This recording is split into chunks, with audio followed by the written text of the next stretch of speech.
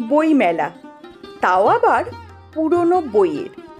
এরকম অভিনব ব্যাপার কতজন শুনেছেন এর আগে?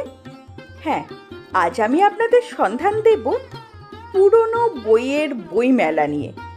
চলুন আজ বরং এই ছোট্ট ভিডিওতে জেনে নিই কোথায় এবং কবে হয় এই পুরনো বইয়ের বইমেলা। কাল ছিল 1 মে।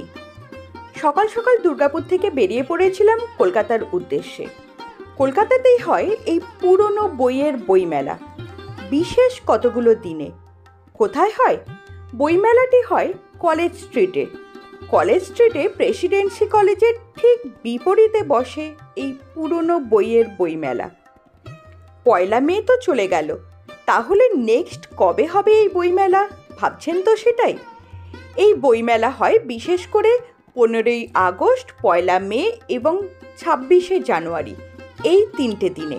তাহলে 1 মে চলে গেলেও খুব শীঘ্রই আসছে 15ই আগস্ট। সেই দিন আপনারা আসতেই পারেন এই পুরনো বইয়ের বইমেলা দেখতে। তবে যারা বিশেষ দিনগুলোতে আসতে পারছেন না, তারা কি পুরনো বইয়ের মেলা দেখতে পাবেন না? অবশ্যই পাওয়া যায়। প্রত্যেক রবিবারই কিন্তু বসে এই বইমেলা, তবে সেটা খুব ছোট করে এবং সামান্য, এবং ডিসকাউন্টটাও খুব কম পরিমাণে দেওয়া হয়। এই বিশেষ দিনগুলোতে বিশাল ডিসকাউন্ট থাকে এবং প্রচুর বইয়ের সম্ভার থাকে। মোটামুটি 150 স্টল এখানে বসেছিল এবং প্রচুর ভালো ভালো বইয়ের সম্ভার আমি দেখতে পেয়েছিলাম।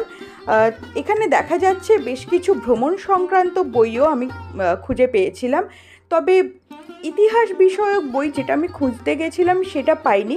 হ্যাঁ, অবশ্যই যারা পড়াশোনার পাঠ্য বই যারা নিতে চাইছেন তাদের জন্য কিন্তু এটা একটা বিশাল সুযোগ। প্রচুর পাঠ্য বই খুব কম দামে কিন্তু এখানে বিক্রি হয়। অতএব অবশ্যই যারা পাঠ্য বই চাইছেন তাদের জন্য এই মেলাটি একটি উপযুক্ত মেলা হতে পারে। এছাড়া গল্প বইয়ের বিশাল সম্ভার তো আছেই। আমিও ফেসবুক থেকেই পোস্টে জেনেছিলাম এই বইমেলা সম্পর্কে। বহুদিন ধরে ইচ্ছাও ছিল। পুরনো বইয়ের একটা আলাদা মাধুর্য এবং আলাদা একটা গন্ধ আছে।